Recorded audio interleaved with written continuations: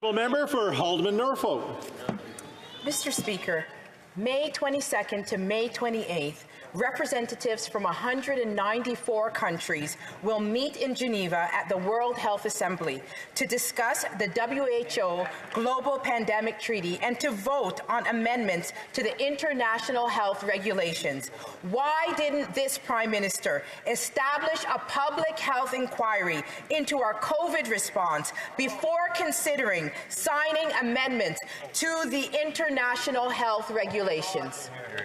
The Right Honourable Prime Minister. Mr. Speaker, as an active member of the WHO, Canada has always been there to push for better science, to push for better impacts in the way we collaborate around the world. Canada is a leading voice on ensuring not only that we make it through this pandemic, which is continuing to be ongoing, but also that we prepare for future pandemics, which unfortunately may well be the reality for decades and generations to come.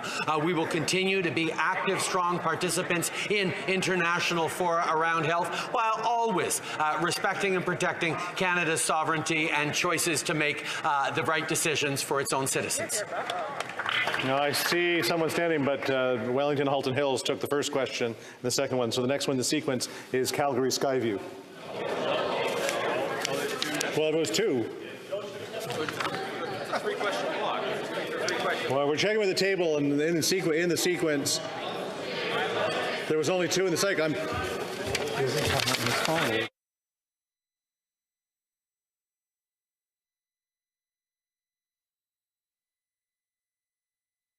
Sequence is two Conservatives. We had Wellington Halton Hills, and then we had Norfolk Alderman.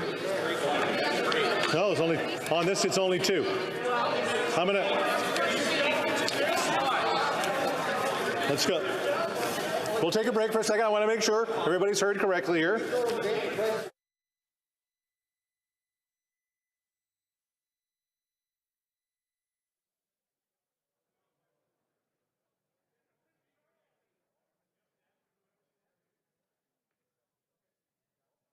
Five in the count, and I apologize. I just want to make sure. The honourable member for Haldeman Norfolk. Mr. Speaker, Canadians deserve to know what this government is signing away.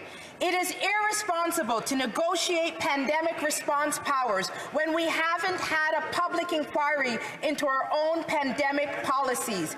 How can we prepare for the future when we haven't learned the lessons from the past 2 years? Will the Prime Minister tell Canadians today when a public inquiry into government COVID responses will be established? The Right Honourable Prime Minister. Here's the lesson we've all learned from the past 2 years. Vaccines save lives, Mr. Speaker.